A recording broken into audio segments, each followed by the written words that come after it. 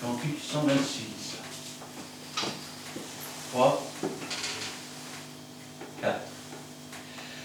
J'entre dans tes portes, j'entre dans tes parvis, avec des louanges, devant toi me voici, je reconnais ta majesté, je reconnais ta royauté.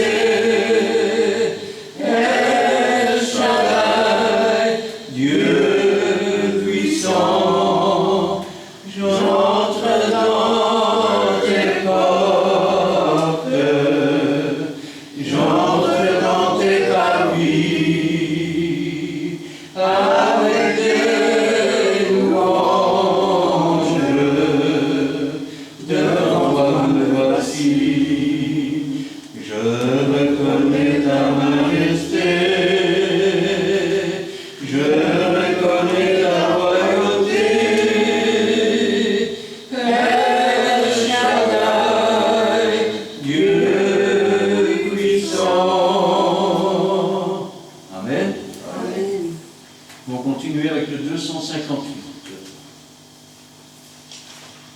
Cantique numéro 258.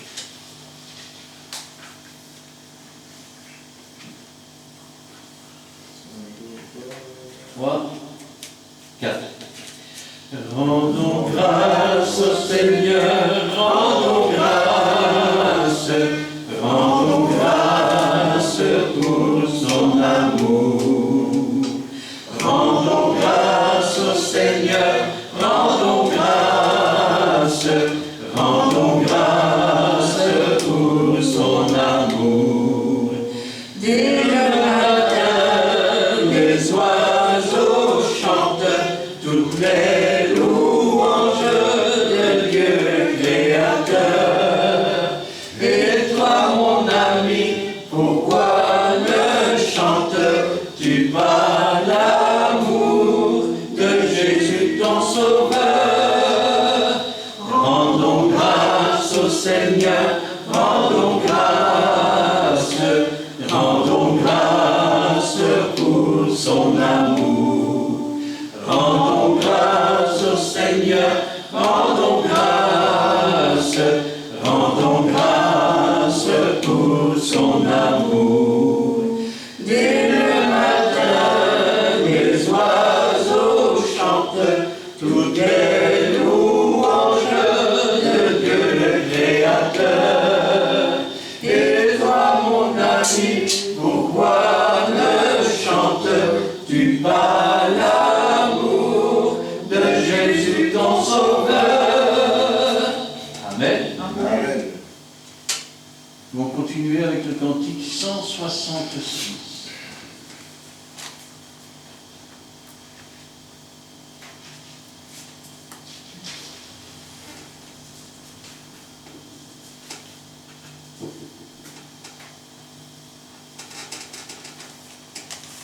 « 9 septembre.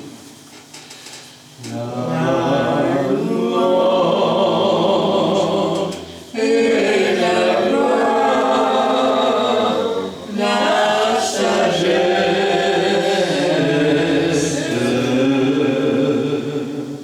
l'action de grâce, l'honneur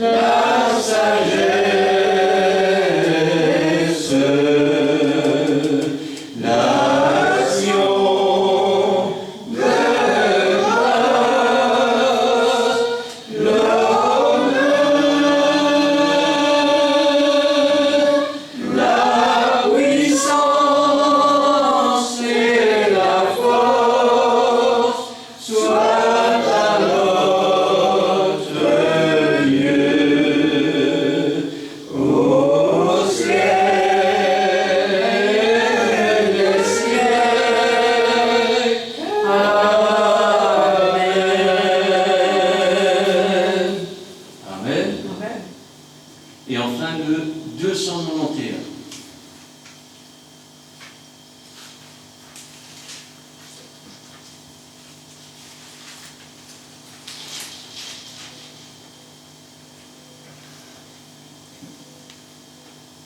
Trois,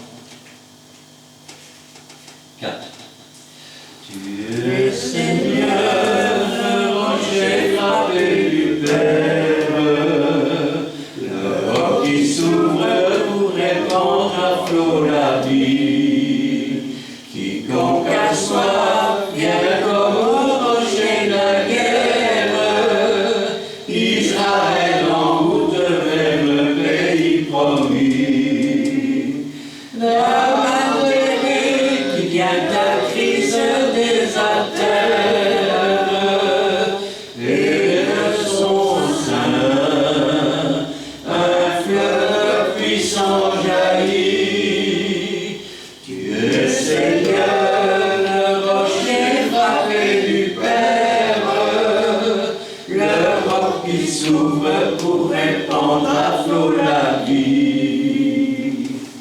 Amen. Amen. Ce soir, j'aimerais bien se prendre la parole de Dieu avec vous.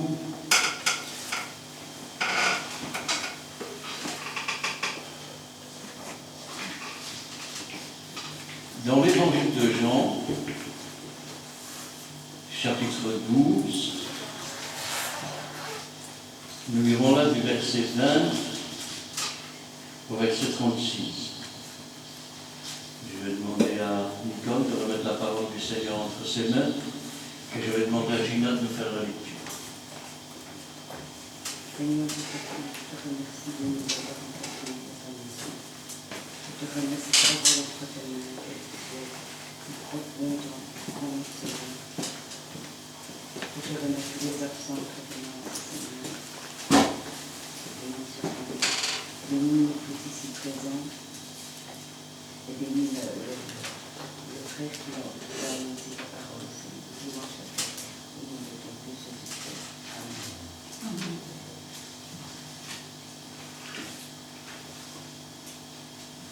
Quelques Grecs du nombre de ceux qui étaient montés pour adorer pendant la fête s'adressèrent à Philippe de Bethsaïda en Galilée et lui dirent avec insistance: Seigneur, nous voudrons voir Jésus. Philippe alla le dire à André, puis André et Philippe le dirent à Jésus. Jésus lui répondit: L'heure est venue où le Fils de l'homme doit être glorifié. En vérité, je vous le dis, si le grain de blé qui est tombé en terre ne meurt, il reste seul, mais s'il meurt, il porte beaucoup de fruits. Celui qui aime sa vie la perdra, et celui qui hait sa vie dans ce monde la conservera pour la vie éternelle. Si quelqu'un me sert, qu'il me suive, et là où je suis, là aussi sera mon serviteur. Si quelqu'un me sert, le Père l'honorera. Maintenant, mon âme est troublée, et que dirai-je? Père, délivre-moi de cette heure. Mais c'est pour cela que je suis venu jusqu'à cette heure.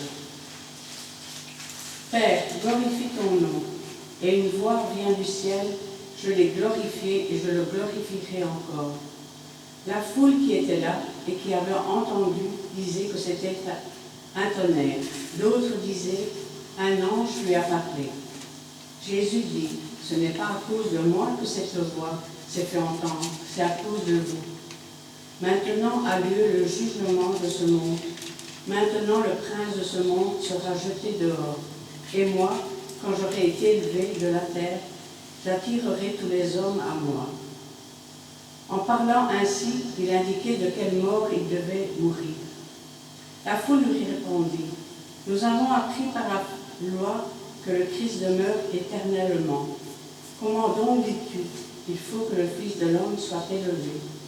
Qui est ce Fils de l'homme? Jésus leur dit, la lumière est encore pour un peu de temps au milieu de vous. Marchez pendant que vous avez la lumière, afin que les ténèbres ne vous surprennent point. Celui qui marche dans les ténèbres ne sait où il va. Pendant que vous avez la lumière, croyez en la lumière, afin que vous soyez des enfants de lumière. Amen. Amen.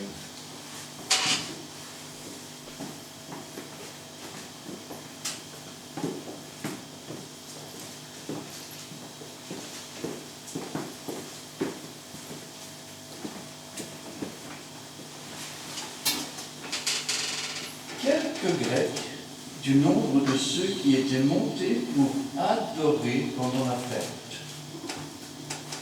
Ils s'adressèrent à Philippe de Bethsaïda en Galilée et lui dirent avec instance, « Seigneur, nous voulons voir Jésus. » Vous savez, ces gens sont montés, ce sont des Grecs, et ils veulent absolument voir Jésus. Nous voulons voir Jésus. Il y a comme ça des événements qui sont prophétiques.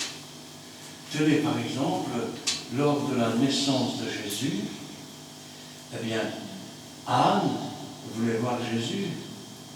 Et puis, il y avait cet homme qui, conduit par l'Esprit, s'est rendu à cet endroit et a dit, maintenant, ton serviteur peut s'en aller, j'ai vu la gloire de Dieu. Ainsi, il y a des événements qui sont prophétiques. Ces hommes ne sont pas envoyés par hasard. Et ce n'est pas, je vais dire, pour venir simplement voir Jésus. Si ces hommes insistent, c'est parce qu'ils ont une mission. Et la mission, eh bien, c'est celle qui montre directement à Jésus qu'il y a là un événement qui vient de se produire, un basculement. Regardez, quand Jésus parle des prophéties, qu'est-ce qu'il dit? Lorsque vous verrez l'abomination de la désolation établie là où elle ne doit pas être, relevez vos têtes car la délivrance rapproche. Alors la venue de ces hommes n'est pas un hasard. Je sais qu'il y a beaucoup de gens qui croient au hasard. Moi je crois dans la prédestination. Dieu nous a prédestinés, comme il avait prédestiné ces hommes à vouloir absolument rencontrer Jésus. Pourquoi? Parce que c'est un signe.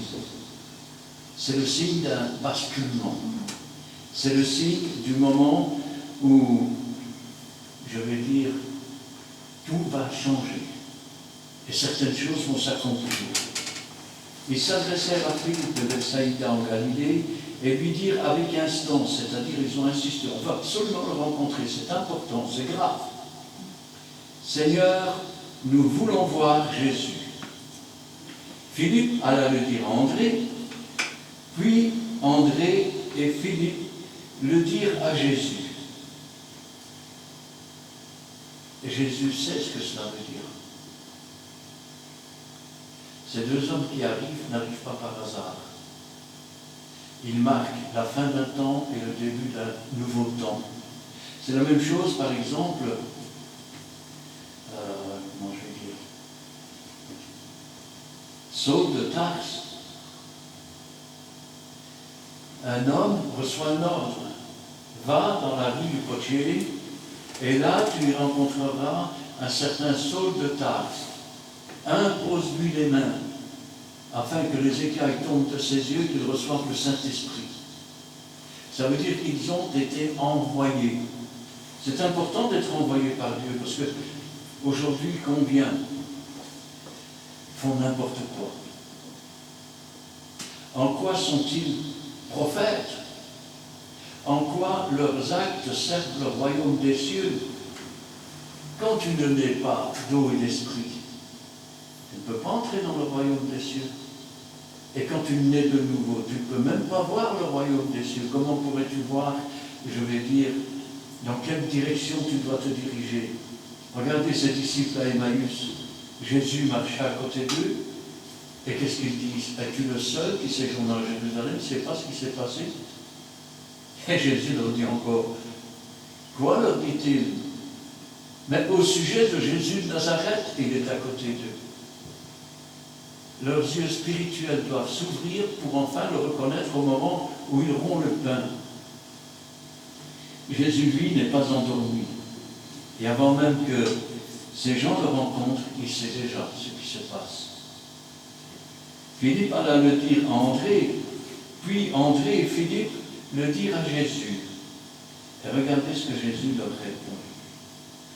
L'heure est venue où le Fils doit être glorifié.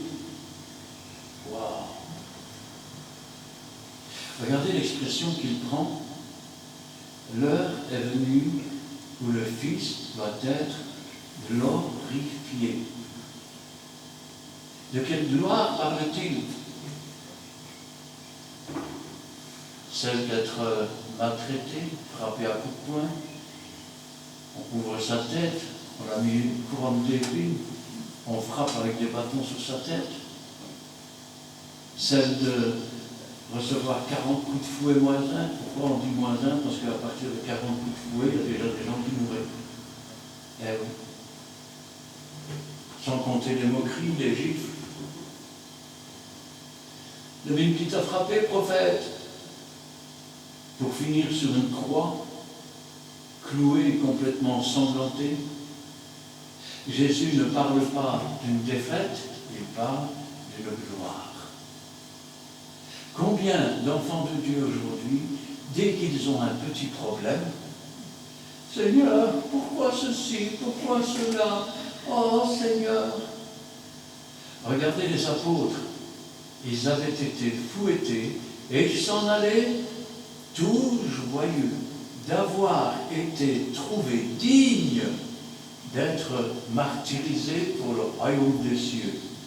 Quand Jésus parle de ses souffrances, quand il parle de sa mort, ce n'est pas une défaite, c'est ce que Dieu avait dit à Ève. Ta postérité écrasera la tête du serpent. Jésus leur répondit, l'heure est venue où le Fils de l'homme doit être glorifié. En vérité, je vous le dis, si le grain de blé qui est tombé en terre ne meurt, il reste seul. Wow.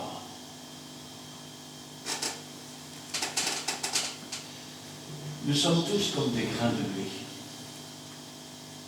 Tous. Nous sommes sur cette terre. On pourrait dire, nous sommes tombés en terre. On pourrait dire aussi, nous sommes tombés à terre. Parce que, autrefois, on était dans un jardin, enfin nos parents, on était chassés. Nous sommes tombés en terre. Nous sommes tous comme des grains de blé. Seulement, nous sommes des grains de blé corrompus par le péché.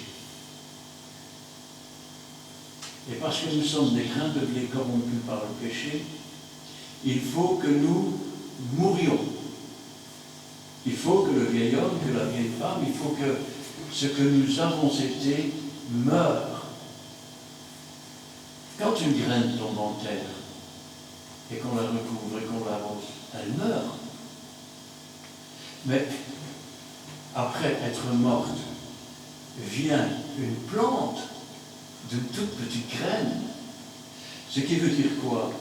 Ce qui veut dire que ce qui va pousser hors de terre n'a rien de comparable avec la graine. Ainsi, nos corps sont semés corruptibles, ils sont semés infirmes, ils ressuscitent pleins de force, ils ressuscitent glorieux. Pour cela, il faut d'abord naître de nouveau. Mais comment naître de nouveau et être une nouvelle créature si la vieille créature ne disparaît pas? De même, Christ aussi devait mourir pour nous, bien que lui n'ait pas péché. Pourquoi? Justement pour porter notre péché et la punition que mérite notre péché, pour que la mort ait sa part, et que, en acceptant le sacrifice qu'il a fait sur la croix du Calvaire, ce ne soit pas une mort, ce ne soit pas une tristesse. Regardez dans la Bible, qu'est-ce qu'on dit des serviteurs de Dieu? Enoch, il ne fut plus parce que Dieu le prit. Il s'est en allé. Il a rejoint ses pères. La Bible, quand elle parle de serviteurs de Dieu, elle ne parle pas de la mort. Quand on parle de la mort sur cette terre, nous sommes déjà dans la vallée de l'ombre de la mort. Et tous sont morts autour de nous par leurs offenses. Mais la bonne nouvelle, c'est que quand je marche au milieu de cette vallée, je ne crains aucun mal. Amen. Jésus a dit, je suis avec vous tous les jours. Il a sa houlette et son bâton. Et devant l'ennemi, il dresse une table en face de l'adversaire. En vérité, je vous le dis, si le grain de blé qui est tombé en terre ne meurt, il reste seul. Qu'est-ce qui se passe quand une semence tombe en terre? Qu'elle meurt et qu'elle ne germe pas. C'est la fin. C'est ce qui est destiné à tous ceux qui n'ont pas cru en Dieu. Ils tombent en terre, ils vont dans le séjour des morts en attendant d'être jetés dans les temps ardents de feu. Et vous me direz, c'est quoi les temps ardents de feu? Dieu est un feu qui dévore.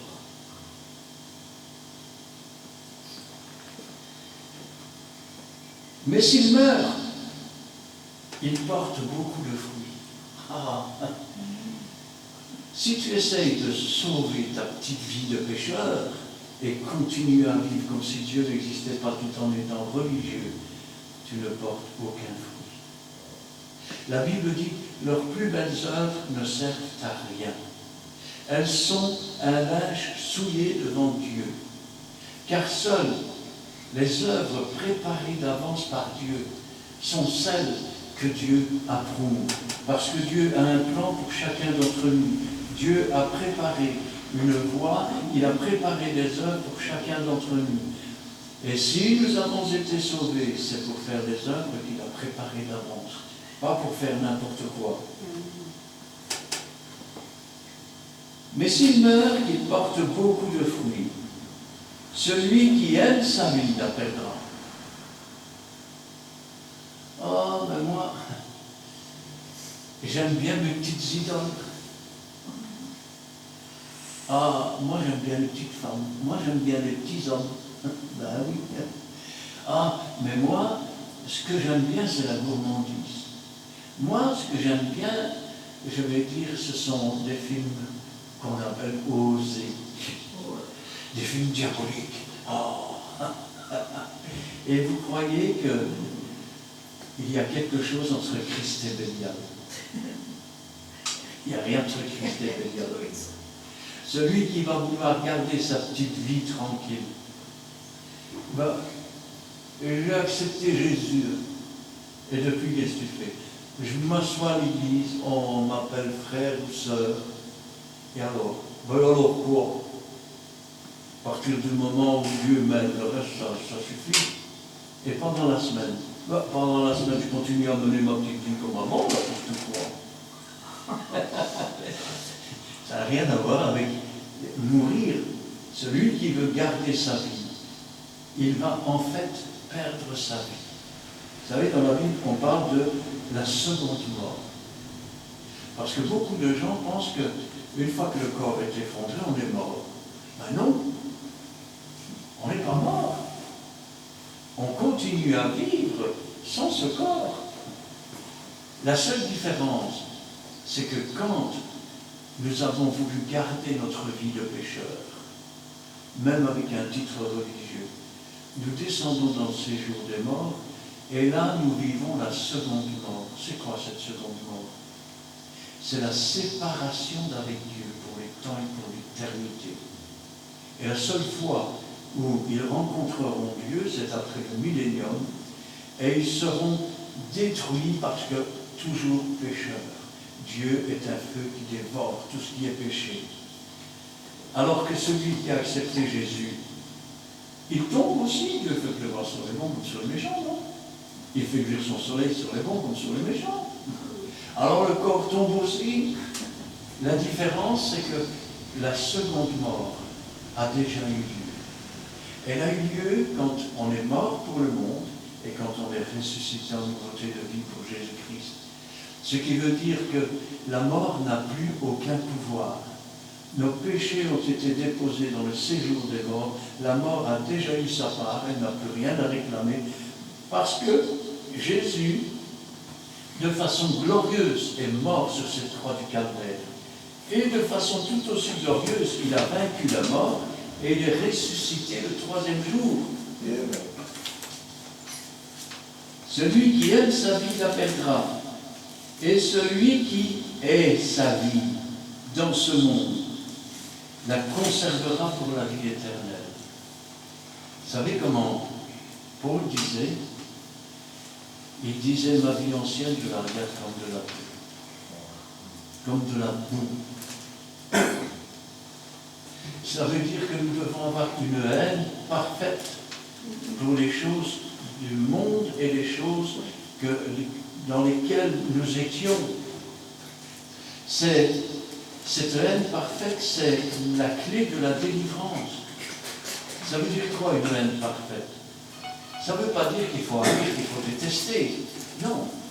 Ça veut dire tout simplement qu'on n'en veut plus, on ne veut pas en parler, on ne veut rien savoir.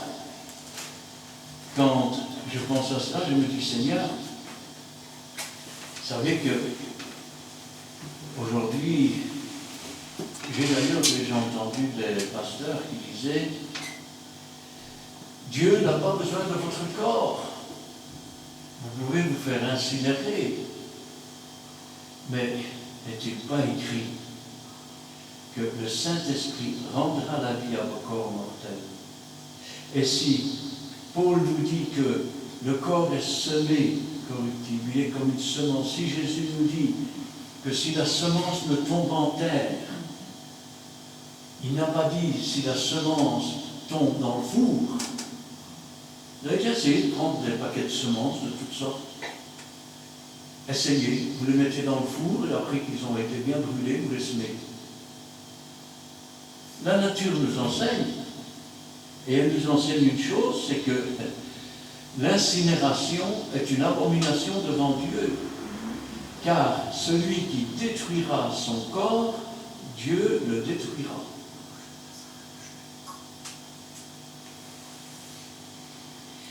Et celui qui est sa vie dans ce monde la conservera pour la vie éternelle. Que veut dire aussi haïr sa vie dans ce monde? Cela veut dire que nous haïssons les choses qui déplaisent à Dieu. Et nous n'en voulons pas. Et nous voulons nous en débarrasser de toute notre force. Et comme notre force ne suffit pas, la grâce du Seigneur, elle nous suffit. Si quelqu'un me sert, qu'il me suive. Wow.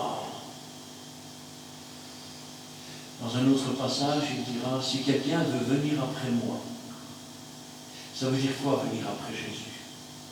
Ça veut dire venir alors que Jésus est déjà parti au ciel et venir après quelqu'un. Tenez, par exemple, on va dire qu'un ministre est venu après l'autre. Il a donc remplacé le ministre. Ça veut dire, écoutez bien la portée, la puissance et la grandeur de cette parole. Si quelqu'un veut venir après moi, si quelqu'un veut faire les choses que j'ai faites et en faire de plus grandes, tout disciple accompli est semblable à son maître. Vous ferez les choses que j'ai faites et vous en ferez de plus grandes. Si quelqu'un veut venir après moi, qu'il renonce à lui-même, qu'il fasse mourir sa vieille vie, qu'il laisse Jésus vivre en lui. Alors ce n'est plus lui qui vit, c'est Jésus qui vit, c'est Jésus qui agit. Si quelqu'un me sert, qu'il me suive. Wow. J'ai une idée. Je veux servir Jésus et je passe devant Jésus.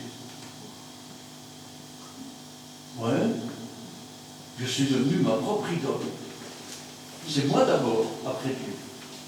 Ça ne va pas marcher, hein? Alors, si quelqu'un me sert, qu'il me suive, qu'il suive les pas et les empreintes du Seigneur. Et là où je suis, là aussi sera mon serviteur. Aujourd'hui, il y a trop de serviteurs qui sont là où ils ne doivent pas être. Sur des chemins, sur des voies où ils ne devraient pas être. Parce que les voies qu'ils empruntent, ce sont les voies que le Seigneur n'aurait pas prises. Ils ont par contre un chemin très étroit à suivre. C'est celui où le Seigneur est le berger, c'est celui où il conduit dans les verts pâturages, mais ils préfèrent sauter la clôture pour aller ailleurs. Et souvent, ils se font dévorer par les loups ravisseurs. Si quelqu'un veut me suivre, là où je suis sera mon serviteur. Jésus a dit, je suis avec vous tous les jours. Mais à qui a-t-il dit cela?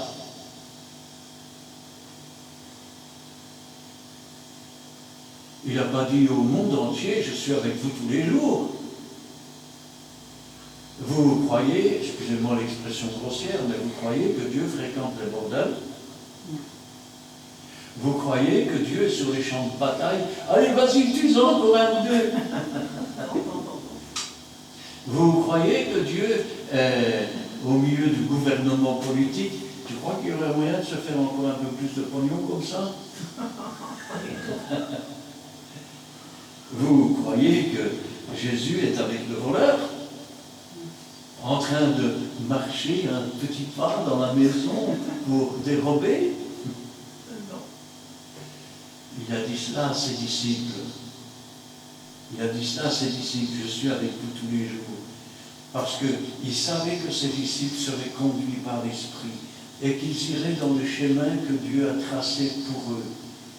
Et ainsi, là où ils seront, Jésus sera aussi. Quand Jésus marchait sur la terre, les pharisiens, les sadducéens, qui pourtant étaient ceux qui tenaient le temple, mais ces gens-là n'étaient pas où Jésus était. D'abord, ils étaient sur une longueur d'onde différente. Quand Jésus guérissait un malade, il y a 6 jours pour se faire guérir. Vous ne savez pas venir ces jours-là? Et quand Jésus parlait, ben, ils essayaient de le faire mourir, de le faire taire. Pourquoi? Parce qu'ils n'étaient pas déjà sur la même longueur. Eux étaient terrestres, eux n'avaient pas renoncé à eux-mêmes. Eux n'étaient pas morts au péché. Ils n'étaient pas ressuscités en nouveauté de vie. Et comme des pécheurs, ils marchaient sur la coupe de Satan, et le plan de Satan, c'était de tuer Jésus.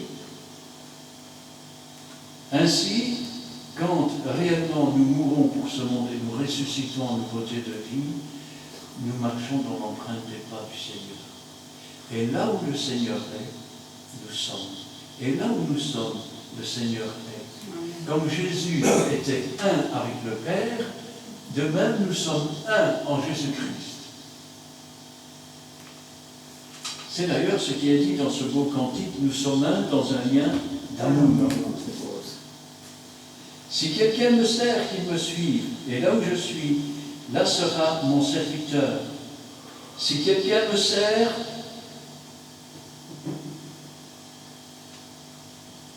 le Père l'honorera. Dieu va l'honorer. Ça veut dire quoi, Dieu va l'honorer?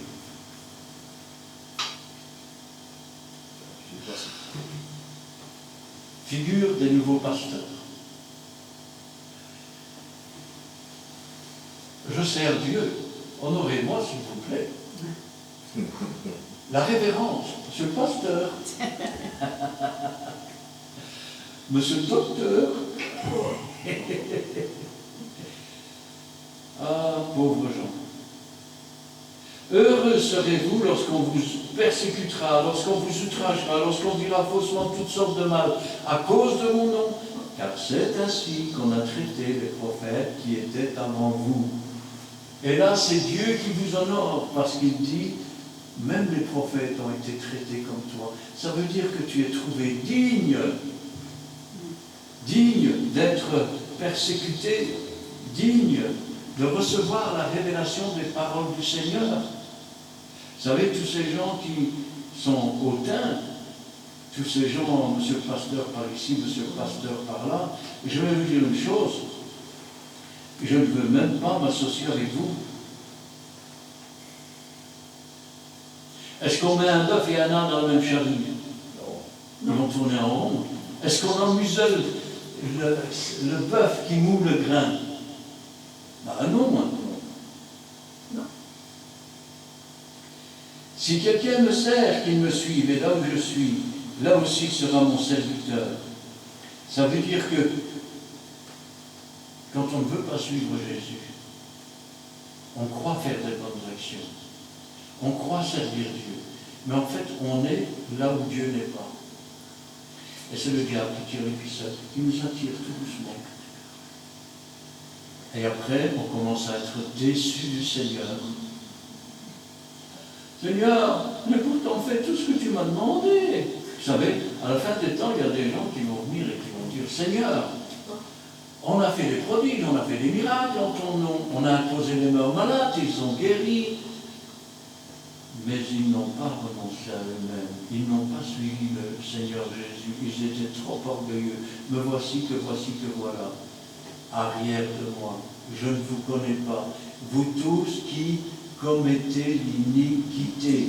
Et l'iniquité, c'est la désobéissance au Saint-Esprit, c'est la résistance au Saint-Esprit. C'est le blasphème contre le Saint-Esprit. Si quelqu'un me sert, le Père l'honorera. Maintenant, mon âme est troublée. Que dirais-je? Remarquez le côté prophétique. Il y a d'abord l'enseignement, il prépare ses disciples à ce qu'il va s'en aller. Il leur fait comprendre qu'il faut haïr la vie ancienne, qu'il faut qu'elle meure, qu'elle disparaisse, pour que Dieu puisse prendre possession tout entier de notre âme, de notre être, de nos paroles, de nos pensées. Et que dirais-je? Père, délivre-moi de cette heure. Il sait ce qu'il attend. Le signe a été donné. Les Grecs te demandent. Et ils insistent. C'est un signe prophétique pour Jésus. Et la réponse, elle est là. Que dirais-je? Père, délivre-moi de cette heure. Combien de chrétiens?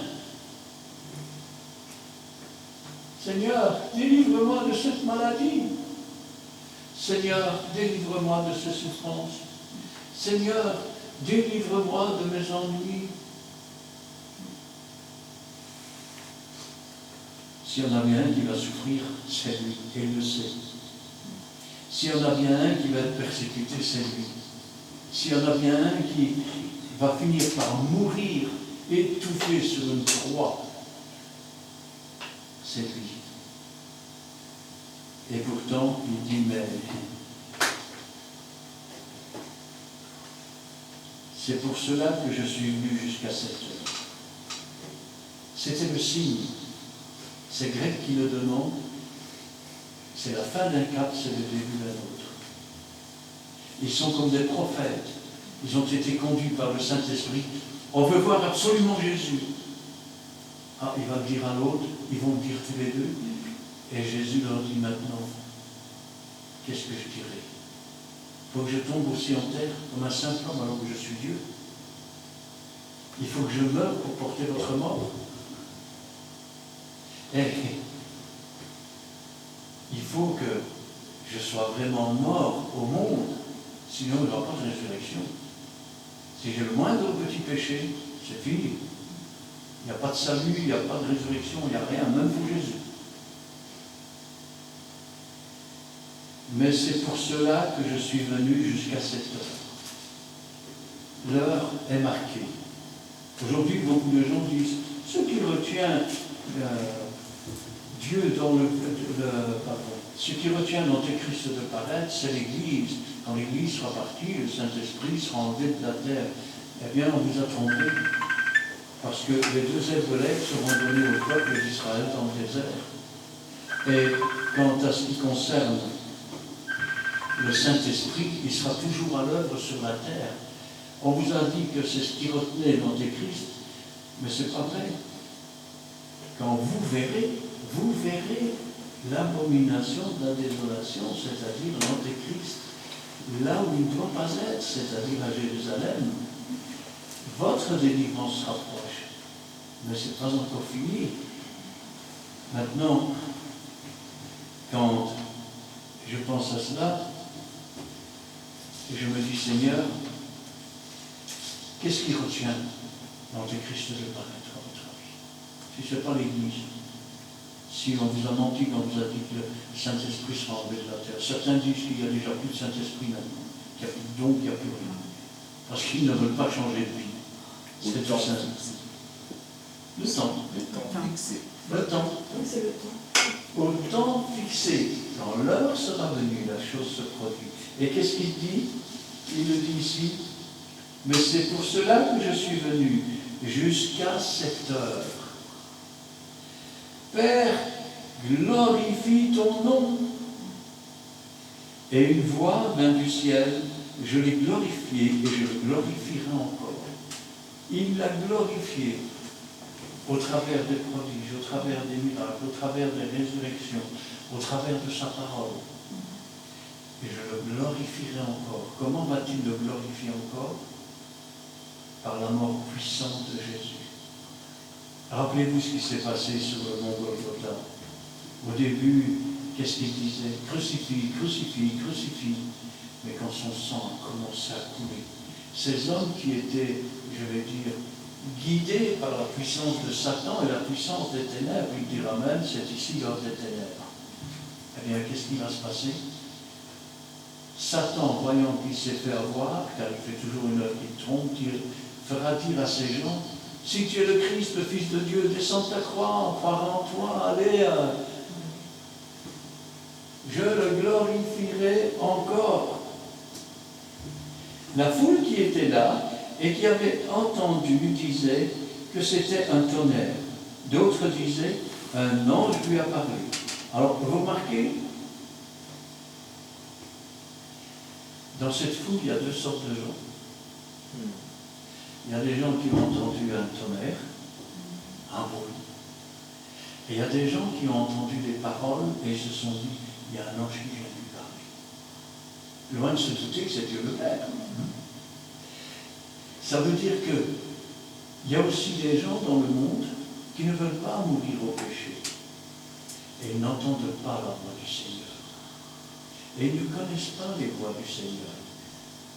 Parce que celui qui renonce au péché, qui renonce à sa vie ancienne, celui-là, il entend la voix du Seigneur. Et il connaît la voix du Seigneur. Et la révélation des paroles du Seigneur lui sont données. Pourquoi? Est-ce qu'on donne des choses saintes au chien?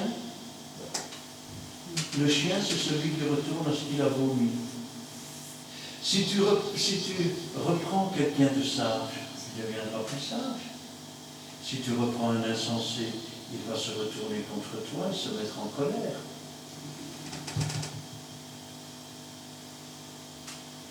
Jésus dit, ce n'est pas à cause de moi que cette voix s'est fait entendre, mais à cause de vous. Wow.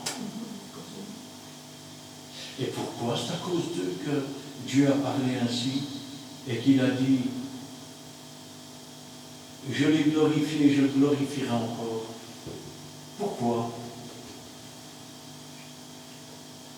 Vous pensez que quand le Seigneur parle et quand Dieu parle, que c'est simplement pour parler comme ça, pour dire des choses? Regardez Jésus devant le tombeau de Lazare.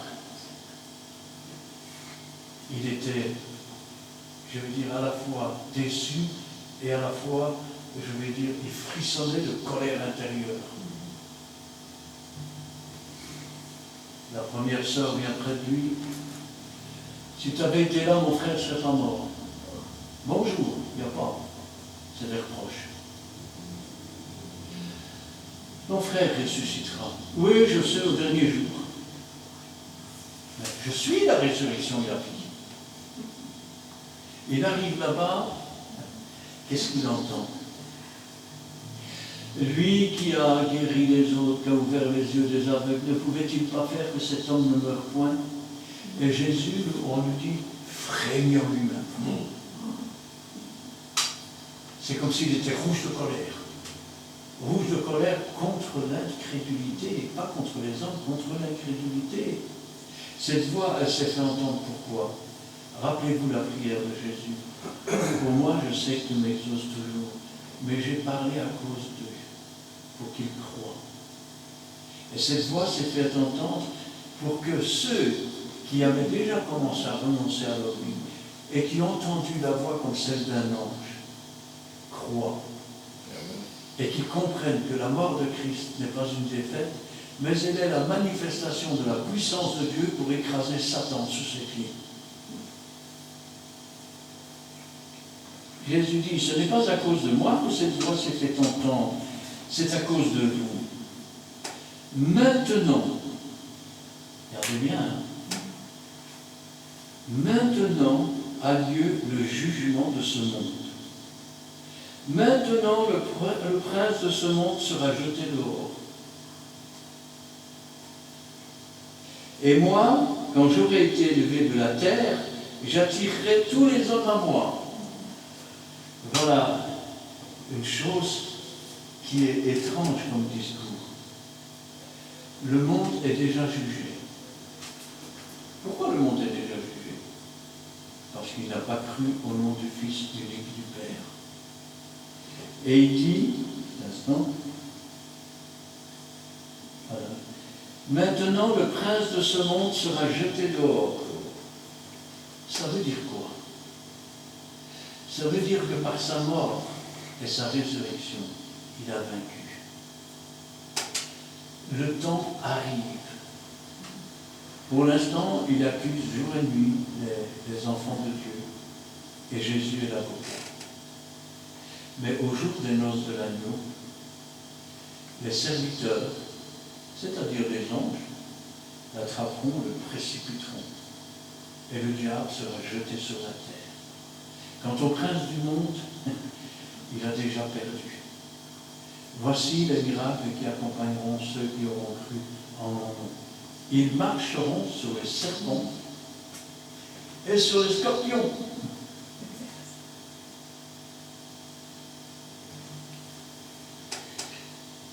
Et moi, quand j'aurai été élevé de la terre, j'attirerai tous les hommes à moi.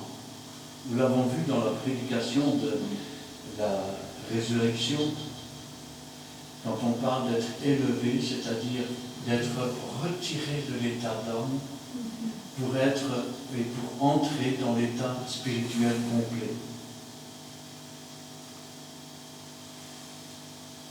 En parlant ainsi, il indiquait de quelle mort il devait mourir.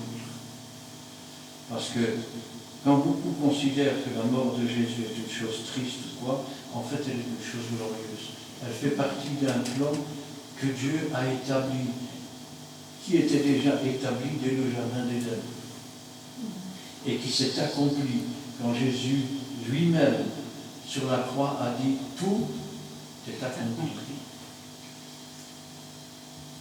La foule lui répondit, « Nous avons appris par la loi. » Et regardez qu'il n'avait que l'Ancien Testament. À quel point il sondait les Écritures.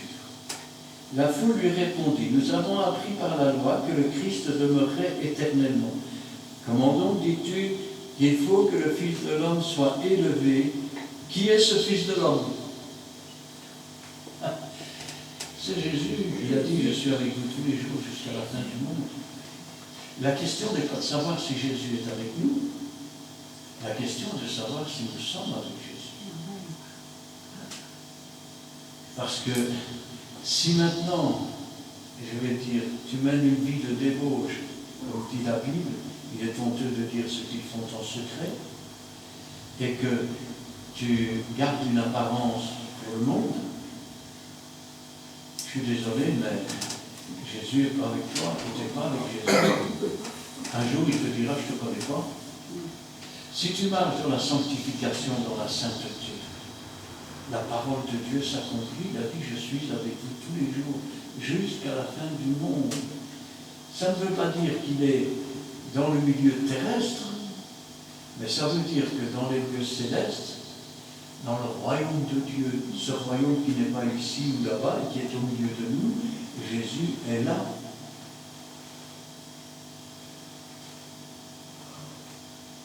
Jésus leur dit, la lumière est encore pour un peu de temps au milieu de vous. Jésus a dit, je suis la lumière du monde. Et aujourd'hui, telle la lune qui reflète les rayons du soleil, Jésus étant le soleil de justice, l'Église étant comme la lune, eh bien, nous reflétons la lumière de Christ. C'est pour ça qu'il a dit à ses disciples, vous êtes la lumière du monde. Ce n'est pas notre lumière, mais nous reflétons la lumière que Dieu a mis en nous. Et nous la proclamons. Jésus leur dit, la lumière est encore pour un peu de temps au milieu de vous. Marchez pendant que vous avez la lumière, afin que les ténèbres ne vous surprennent point. Essayez d'imaginer quelqu'un qui a marché comme cela dans l'hypocrisie toute une vie de soi-disant chrétien. Au moment de mourir, cherche la présence de Dieu, il n'y en a pas. On voudrait se réjouir, mais déjà, l'effet du péché se fait sentir, la peur et l'effroi envahit. Un chrétien à qui on dit, te reste 3 mois à vivre, c'est pas normal ça, c'est pas normal. Vous savez, je me souviens, c'était un homme qui était dans l'hôpital à Jodimont. À l'époque, il n'y avait pas encore le Tivoli. Et les pasteurs avec qui je travaillais avaient été voir cet homme et ils me disent, Gustave me dit, je ne sais plus quoi faire, tu dis. Dieu, ma terre sont allés, tu rentres, tu dis bonjour, il se met à pleurer, je vais mourir, je vais mourir, je vais mourir. Et je me souviens, il m'avait dit, écoute, si tu veux aller, tu peux, tu verras bien. Alors j'y suis allé. Et le long du chemin, je priais, je dis, Seigneur, qu'est-ce que tu veux que je fasse? Je ne sais rien faire de plus que les autres. Qu'est-ce que tu veux que je lui dise? Je lui dis, interviens, Seigneur. Et, vous savez, quand c'est comme ça sort tout seul. Je suis rentré dans la chambre de cet homme. Je dis, bonjour, monsieur. Bonjour, monsieur. Je suis le frère Christian et je travaille avec le pasteur interne. On vous a dit, je vais mourir. Je le regarde, et puis, moi aussi je vais mourir. Il arrête de pleurer, il me dit, vous êtes malade? J'ai dit non, mais je peux me faire écraser en sortant d'ici et croire que j'en ai encore pour 20 ans à vivre. Vous savez, vous en avez encore 3 mois à vivre. Profitez-en pour vous tourner vers le Seigneur. Il m'a regardé surpris. Ah, j'avais jamais pensé à ça. Ces pleurs se sont arrêtées. Il a choisi de suivre le bon chemin. Je suis d'ailleurs allé plusieurs fois chez lui après, parce qu'il habitait quasiment en face de l'hôpital. Et cet homme a rencontré Jésus avant de mourir. Mais si on l'avait laissé dans ses pleurs, si on avait commencé, non, allez, c'est tout, ça va donner une gamin, ben, ça ne va pas aller du tout. Hein. De temps en temps, Dieu aussi fait comme ça. Il nous secoue un bon coup. Hein.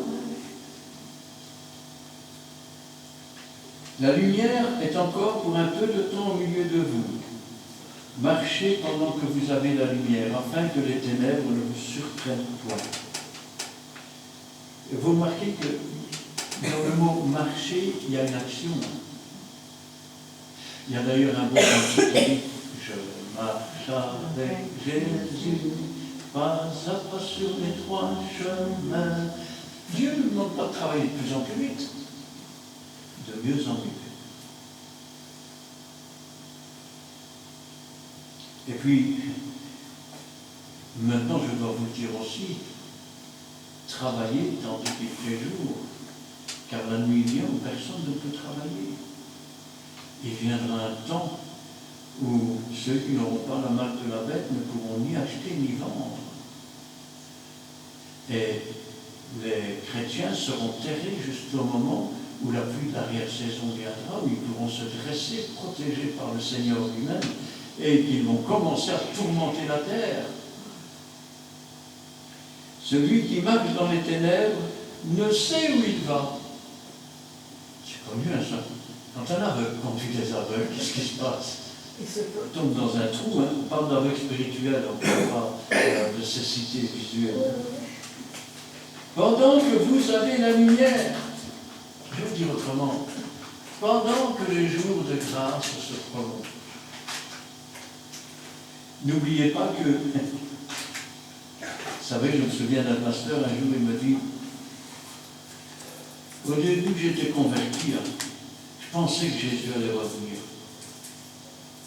Maintenant j'ai plus de 60 ans et Jésus n'est toujours pas là. Oui. J'avais un jour parce que les diplômés docteurs de la loi, il y en a quand même pas mal dans le monde. Et un jour, je sortais des réunions dans un building et on descendait quelques marches et là, il y avait une espèce de l'arche pierre avec un carreau le long des escaliers, donc je m'étais assis 1 minute. Et ce docteur de la loi descend, il vient près de moi. Donc il était diplômé, docteur en théologie de l'université, je ne sais pas quoi. Il vient près de moi et il me dit, tu crois vraiment que Jésus va revenir? J'ai pardon. Pardon. Il ne croyait même pas. Alors, je ne sais pas, mais il faut, je veux dire, travailler tandis que nous avons la lumière. Et il faut rester attaché. Parce que la lumière, elle tient à un fil. Quand le fil de la vie est coupé, si nous n'avons pas marché dans la lumière, de la même manière que nous étions dans les ténèbres, nous demeurons dans les ténèbres. Et si nous avons marché dans la lumière, alors nous verrons cette lumière poindre à l'horizon. Nous la suivrons et nous entrerons dans le jardin de Dieu, où il n'y a plus ni pleurs, ni douleur, ni souffrance, parce que les premières choses sont disparues. Pendant que vous avez la lumière, croyez en la lumière. Quand on parle d'avoir la foi, le mot foi, c'est un mot qui est employé à toutes les sources. Le mot foi signifie croire. À quoi reconnaît-on quelqu'un qui croit? Quelqu'un qui croit dans une chose, il entre dans la chose. Parce qu'il y croit fermement, parce qu'il sait, parce qu'il ne veut pas s'en détourner. Quelqu'un qui ne croit pas vraiment, commence toujours, je vais toujours regarder un peu, on verra. Alors tu viens maintenant. Écoute, je préfère rester comme je suis là, parce que j'ai quand même des doutes. C'est pas la foi, hein.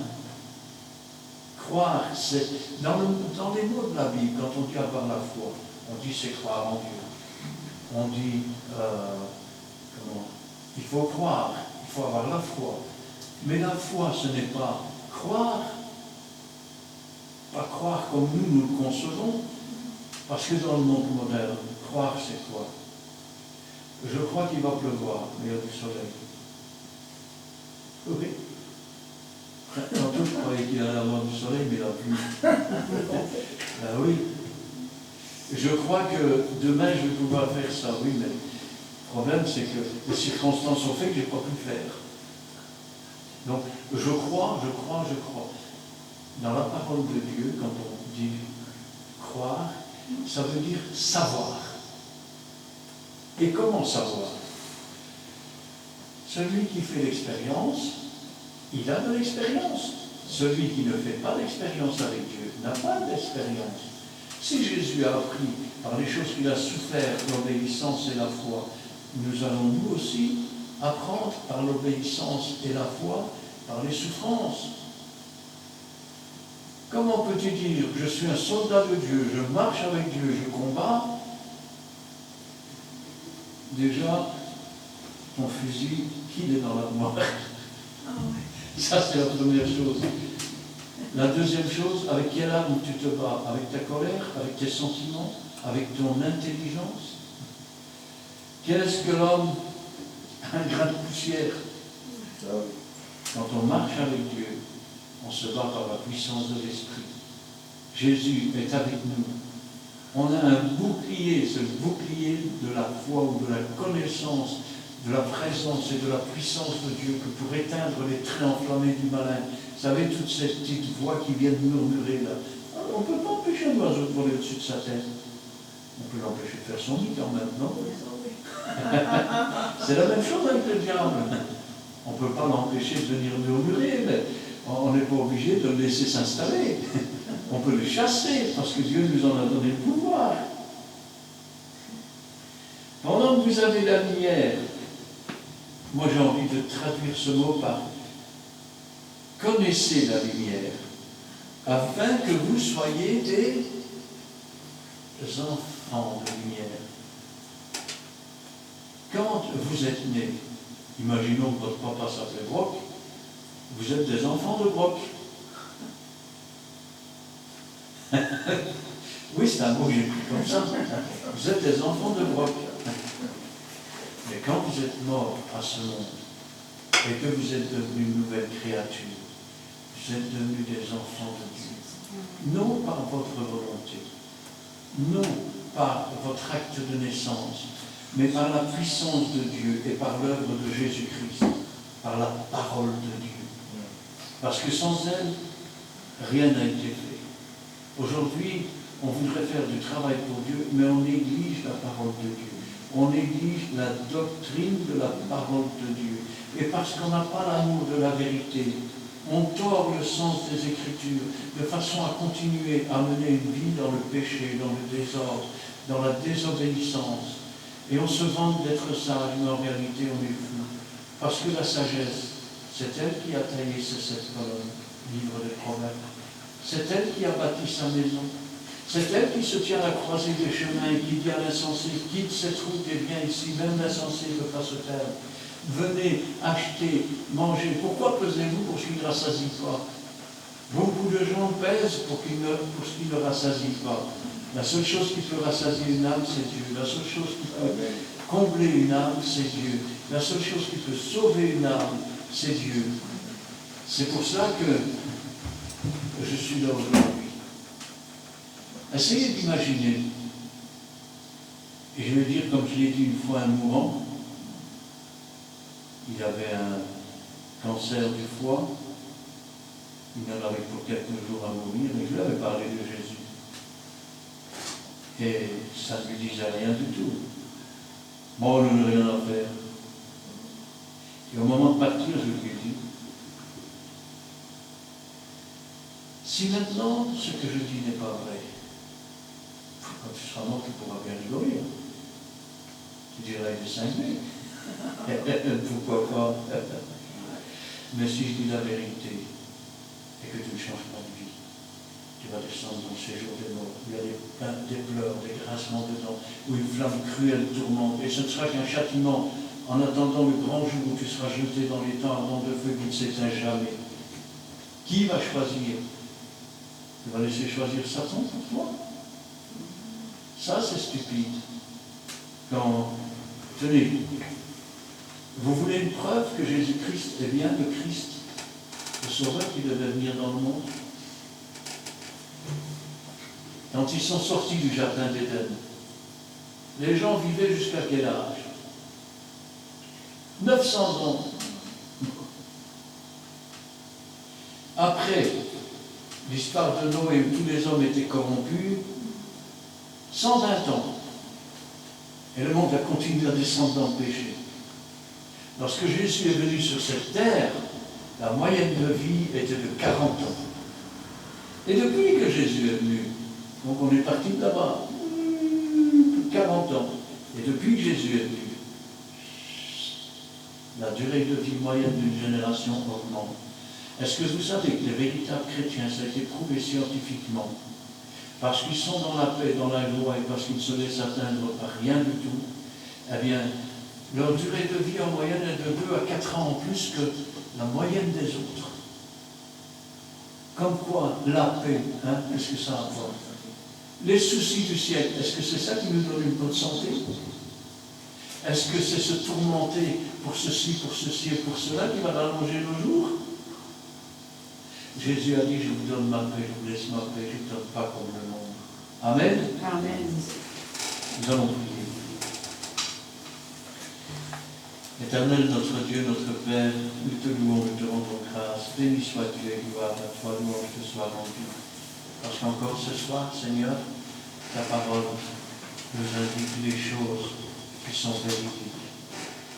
C'est vrai, Seigneur, que contrairement au contrat des hommes, où des toutes petites lignes sont mises pour qu'on ne sache pas les lire et qui, en cas de problème, viennent résoudre tout pour celui qui a conclu le contrat, sauf pour celui qui a fait le contrat avec. Toi, Seigneur, tu as écrit tout dans les mêmes lignes, dans les mêmes textes. Tu nous mets deux chemins, le chemin de la vie et le chemin de la mort. Tu nous mets deux voies, celle du salut, celle de la perdition. Et tu nous dis clairement que le chemin est étroit, qu'il est resserré, et qu'il n'y en a pas beaucoup qui le trouvent, parce qu'il faut vraiment le chercher pour cela. Et l'homme est souvent hypocrite, il fait semblant de chercher, il ne cherche rien. C'est pourquoi, Seigneur, nous savons aussi que ce chemin de perdition est un chemin large, qu'il est spacieux, il est plus facile. Mais toi, Seigneur, tu as voulu nous sauver, tu as voulu nous délivrer. Tu as pris le chemin le plus difficile, celui de la persécution, celui de la perfection, celui de la mort, et tu as accepté de ton plein gré de mourir et de porter la punition que méritaient nos péchés. C'est pourquoi, Seigneur, nous voulons te remercier, nous ne te remercierons jamais assez, parce que tu es notre Rédempteur, tu es notre Sauveur, tu es notre délivrance, tu es avec nous tous les jours, Seigneur, et c'est toi qui veilles sur chacun de nous. C'est pourquoi nous te remercions pour ta bonté, pour ta miséricorde. Continue ton œuvre dans chacun d'entre nous, Seigneur. Ne permets pas que l'ennemi puisse s'installer, faire son lit, parce que devant chaque œil, il y a des serpents. C'est pour cela, Seigneur, que je te demande d'enlever tout cela. Je te demande, Seigneur, de briser toute résistance. Je te demande, Seigneur, de faire comme tu as fait avec ton serviteur Jacob. Lutte avec les hommes, Seigneur, jusqu'à ce qu'ils fléchissent les genoux, jusqu'à ce qu'on puisse les appeler des lutteurs avec Dieu et non pas des lutteurs contre Dieu. C'est pourquoi, Seigneur, je te remercie pour ta bonté et ta miséricorde. Je veux te remercier pour tous mes frères et mes sœurs, les véritables, et je veux te prier, Seigneur, pour ceux qui ne t'ont pas suivi, pour ceux qui marchent là où tu n'es pas, afin, Seigneur, que tu leur ouvres les yeux et qu'ils puissent revenir comme le Fils prodigue et que toute la gloire t'en revienne. Gloire au Père, gloire au Fils et gloire au Saint-Esprit. Amen. Dieu Tout-Puissant, merci pour ta parole, éternel Dieu. Nous voulons te servir, Père toi Saint, et non pas se servir. Ô éternel Dieu, nous te bénissons, nous te sanctifions encore pour cette parole si puissante. Nous savons bien que Père toi Saint, ta puissance demeure dans ta parole. Nous te bénissons, Père toi Saint. Donne-nous, Père toi Saint, merci pour les oreilles spirituelles que tu nous as données et pour l'esprit de discernement que tu nous as donné aussi pour comprendre tes Écritures. Nous te sanctifions, Père toi Saint. Bénis tout et chacun ici, bénis chaque famille représentée et aussi, Père toi Saint, bénis aussi ceux qui vont écouter ou entendre, Père toi Saint, cette parole à travers des réseaux sociaux. Nous te sanctifions, Père toi Saint, nous voulons que cette parole ne retourne pas de tes cœurs en toi sans faire ses effets. Nous voulons, Père toi Saint, que ton Esprit Saint puisse nous donner aussi, Père toi Saint, l'esprit de discernement pour comprendre, Père toi Saint, afin que nous soyons toujours dans tes sentiers. Ô éternel Dieu, nous te bénissons, nous te sanctifions. Merci encore pour cette soirée, Père toi Saint, que nous venons de passer en toi, pour toi et avec toi. Nous allons te lever cette prière dans le nom précieux de notre Seigneur Jésus-Christ. Amen. Je ne puis être où tu n'es pas, Seigneur Dieu Saint-Esprit. Je te demande aussi, comme ce frère vient de dire, pourquoi que donne-moi aussi le discernement qui vient de toi, Seigneur Jésus Saint-Esprit, et à marcher toujours dans ton chemin étroit. Et merci pour ta parole au travers de ce serviteur, car ça fait du bien à mon cœur, et pour aussi avoir la crainte avec toi, Seigneur Jésus Saint-Esprit, et de prendre ta parole, et de mieux comprendre encore avec toi, Seigneur Jésus Saint-Esprit. Et merci pour ton amour déversé à la croix, Seigneur Jésus Saint-Esprit. Tu devais passer par là. Si tu n'étais pas passé par là, que serions-nous? Que ferions-nous, Seigneur Jésus, Saint-Esprit? Comme il y a des gens dans le monde ici-bas qui disent qu'ils veulent mourir comme ça, ou qu'ils veulent vivre sur cette terre, Seigneur Jésus, Saint-Esprit. Et ils préfèrent rester dans les tourments que d'avoir l'éternité avec toi, Seigneur Jésus, Saint-Esprit. C'est bien triste quand j'entends tout cela autour de moi, Seigneur Jésus, Saint-Esprit.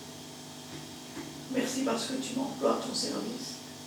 Mais tu dis aussi dans ta parole qu'il ne faut pas jeter plus nos pères au pourceau.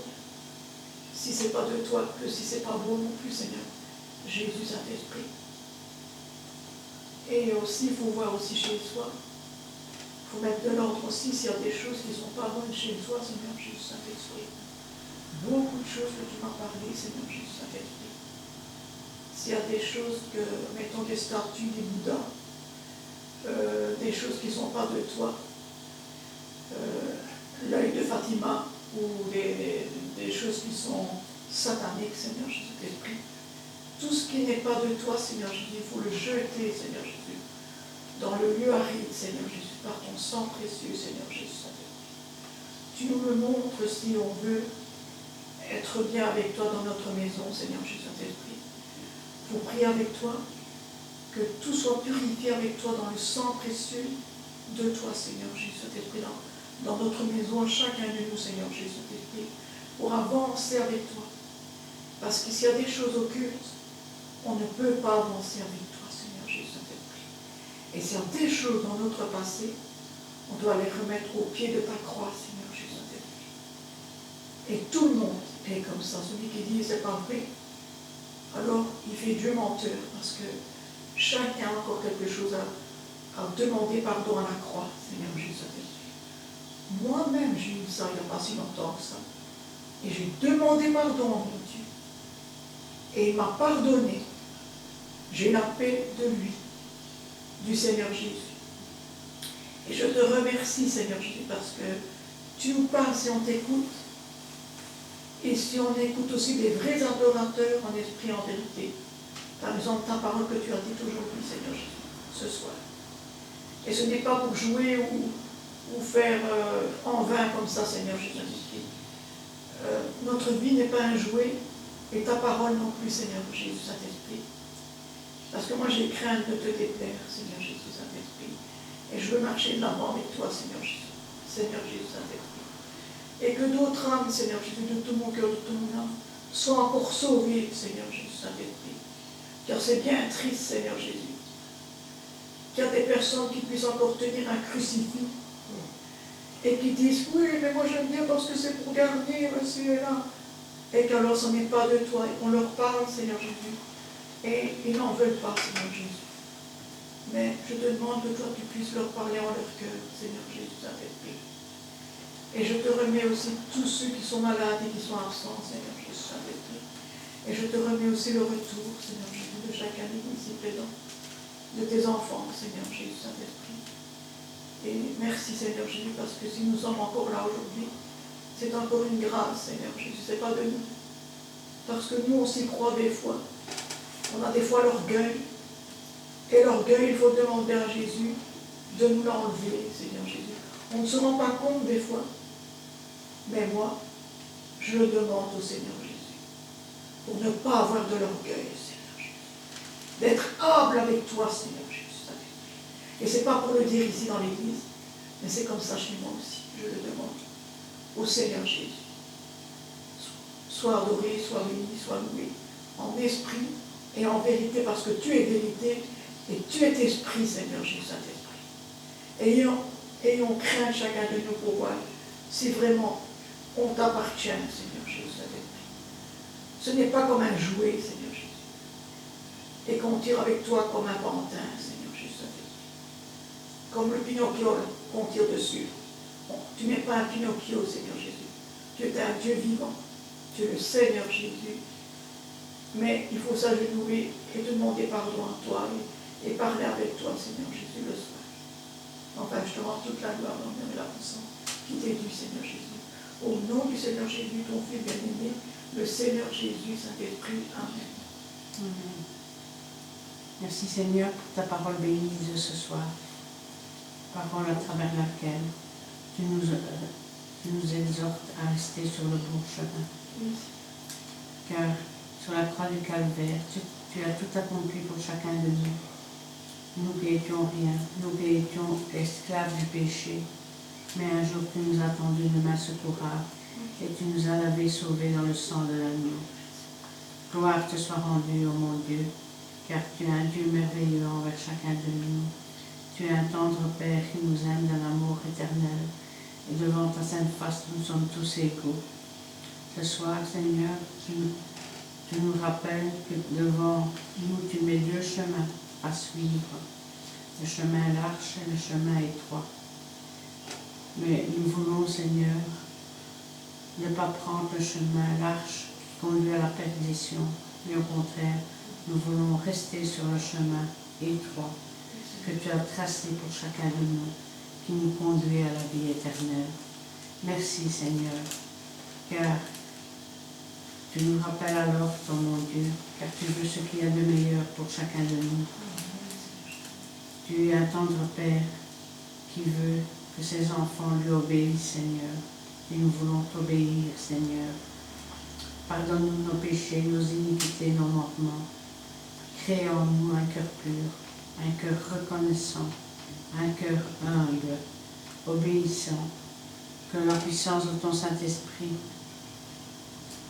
brûle en nous tous les interdits cachés, toutes les racines du mal, car nous voulons te servir, Seigneur, non pas du bout des lèvres, mais du fond de notre cœur. Apprends-nous, Seigneur, à t'obéir dans les petites choses comme dans les grandes choses. Apprends-nous, Seigneur, à faire ta volonté chaque jour, dans toutes les circonstances de la vie qui se présentent à nous, qu'elles soient bonnes ou mauvaises, oh mon Dieu. Donne à chacun le discernement, car, Seigneur, nous avons besoin, Seigneur, de cela, pour marcher de l'avant, Seigneur, pour voir ce qui vient de toi et qui ne vient pas de toi, Seigneur. Et nous voulons, Seigneur, être vrais devant toi, Seigneur. Merci pour ton amour et ta présence. Merci pour ta parole bénie qui nous enrichit, Seigneur, jour après jour, qui nous fait grandir en toi, pour toi et par toi.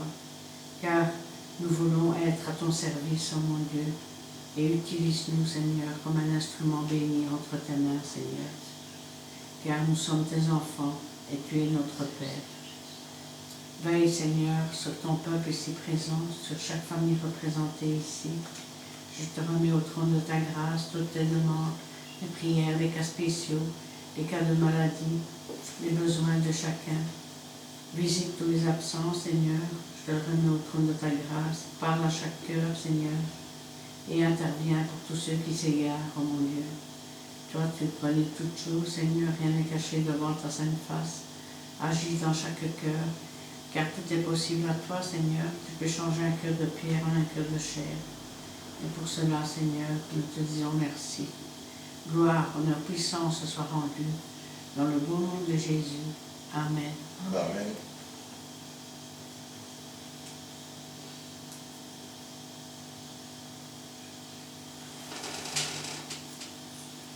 Amen. Eh bien, nous terminons la réunion avec le cantique numéro 172.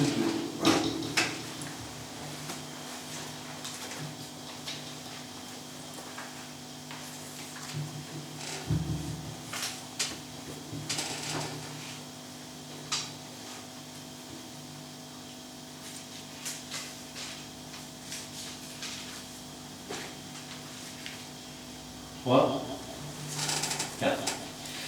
Le temps des décisions est venu pour ton âme, pour Christ et la vie, pour le mal et la mort.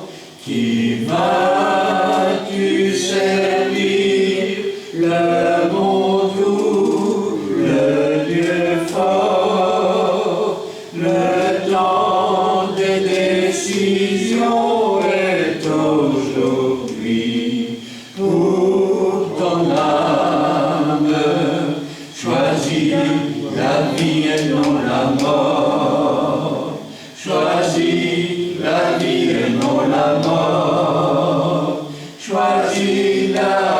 vie, Dieu t'y convie, choisis la vie et non la mort.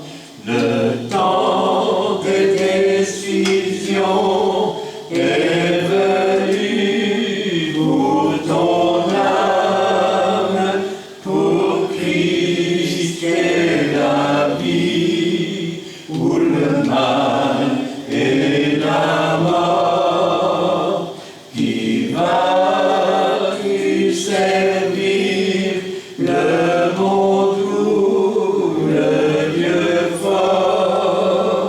Le temps des décisions est aujourd'hui pour ton âme. Choisis la vie et non la mort. Choisis la vie et non la mort. Choisis la vie, Dieu t'y convie. Choisis la vie et non la mort. Amen. La 125. 125. Oui.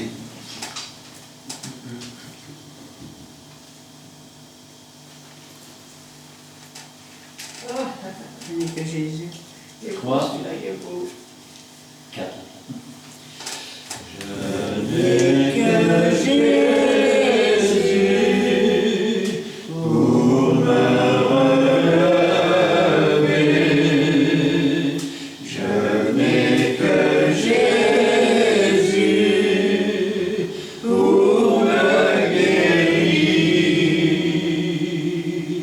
Je n'ai que Jésus comme espérance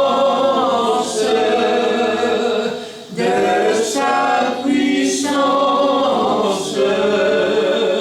Il me remplit. Je n'ai que Jésus.